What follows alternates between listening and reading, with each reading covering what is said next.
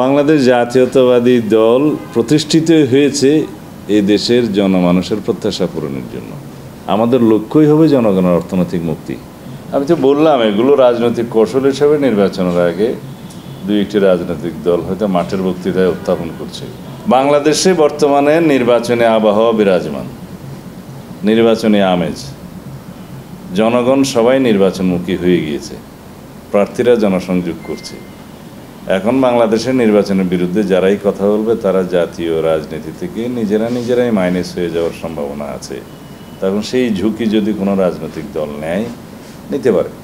বিদ্যমান সংবিধানের বিধান এবং সামনে প্রস্তাবিত যে সমস্ত সংশোধনী প্রস্তাব এসছে তার মধ্যে নিম্নকক্ষে 2/3 ভোটের মধ্য দিয়েই সংবিধানের সংশোধনী গৃহীত হবে। এই ব্যবস্থায় কোনো পরিবর্তন আনা হয়নি। তবে এখানে যে সমস্ত বিধানের পরিবর্তনের ক্ষেত্রে গণভোটের প্রয়োজন হয়, সেই ক্ষেত্রে গণভোট প্রয়োজন হবে।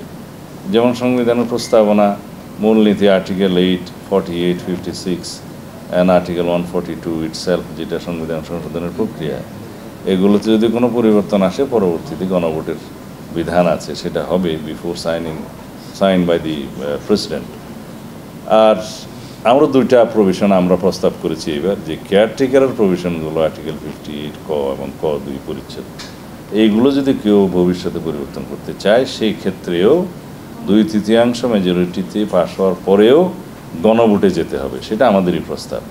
তো সুতরাং এখন কিভাবে সংবিধান সংশোধনী হবে সেখানে কোনো বিকল্প প্রস্তাব কারো নেই, সেটা যা আছে তাই। আমরা এখানে কোনো জটিলতা সৃষ্টি করতে চাই না, জটিলতা আহ্বানও করতে চাই না।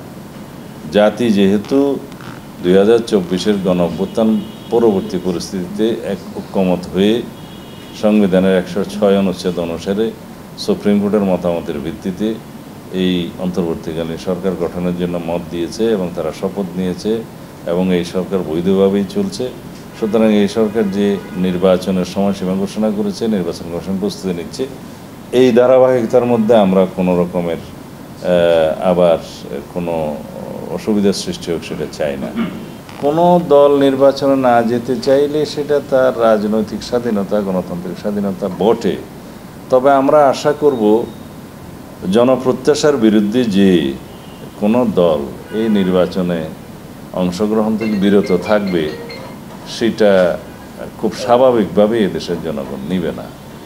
কোনো যৌক্তিক কারণ যদি থাকে তারা সেটা সংশ্লিষ্ট সকল কর্তৃপক্ষের সাথে আলোচনা করতে পারে। অন্তর্বর্তীকালীন সরকার, নির্বাচন কমিশন, জাতীয় ঐক্যমত্য কমিশন, এমনকি মাঠেও তারা তাদের সে বক্তব্য দিতে পারে। কিন্তু আগামীর নির্বাচন যারা বয়কট করবে বিভিন্ন ঠুনকো বাহানায়, তারা বাংলাদেশের জাতীয় রাজনীতি থেকে ভবিষ্যতে নিজেরাই মাইনাস হয়ে যাওয়ার একটা সম্ভাবনা থাকবে। আশা করি সেই ঝুঁকি কেউ নেবে না। বাংলাদেশ জাতীয়তাবাদী দল প্রতিষ্ঠিত হয়েছে এই দেশের জনমানুষের প্রত্যাশা পূরণের জন্য। বাংলাদেশ জাতীয়তাবাদী দলের রাজনৈতিক ইতিহাস হচ্ছে সংস্কারের ইতিহাস এবং রাজনৈতিক প্রতিশ্রুতি পূরণের ইতিহাস। আমাদের দলের ইতিহাস হচ্ছে জনগণের আস্থা অর্জন করে উন্নয়ন এবং সমৃদ্ধির ইতিহাস।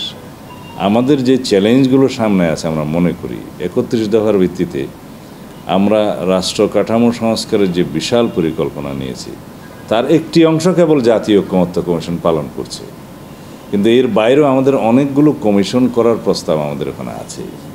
সেই কমিশনগুলোর মাধ্যমে আমরা রিকমেন্ডেশনস যেগুলো পাবো জাতীয় ভিত্তিতে, ব্যাপক একটা আলাপ আলোচনার মধ্য দিয়ে, একটা ন্যাশনাল কনসেনসাস তৈরির মধ্য দিয়ে সেই রিকমেন্ডেশনসগুলো, সুপারিশগুলো বাস্তবায়ন করার জন্য আমরা এখন থেকেই প্রস্তুতি নিচ্ছি। বিভিন্ন কর্মসূচি প্রণয়নের কাজে আমরা হাত দিয়েছি হেলথ সেক্টরে, যেমন আমরা সবার জন্য স্বাস্থ্য এবং সবার জন্য খাদ্য, এই কর্মসূচি আমরা প্রণয়ন করছি। যেমন আমরা ফ্যামিলি কার্ড দেব, প্রায় 50 লক্ষ ফ্যামিলি কার্ড প্রথমে দেয়া হবে প্রারম্ভিকভাবে, যেটার মালিক হবে সেই পরিবারের যিনি প্রধান নারী তার কাছে। তারপরে আমরা বেকারত্ব মোচনের জন্য, বেকার সমস্যার দূরীকরণের জন্য বলেছি আমরা যে 18 মাসের মধ্যে 1 কোটি কর্মসংস্থানের পরিকল্পনা করা হবে। এইভাবে বেকার ভাতা প্রচলন করা কিছু সময়ের জন্য, এবং শিক্ষা ব্যবস্থায় ব্যাপক বৈপ্লবিক পরিবর্তন আনা, জ্ঞানভিত্তিক মেধাভিত্তিক প্রযুক্তি নির্ভর শিক্ষা ব্যবস্থা প্রণয়ন করা বা চালু করা, এগুলো বিশাল কর্মযজ্ঞ আমাদের এখন চলছে পরিকল্পনা বাস্তবায়নের জন্য। এই চ্যালেঞ্জগুলো আমাদের আছে বিকজ এই সমস্ত পরিকল্পনা বাস্তবায়নের জন্য আমাদের বিশাল আর্থিক সক্ষমতার প্রয়োজন। তার উপর ভিত্তি করেই আমরা আমাদের সমস্ত পরিকল্পনাগুলো আগাবো।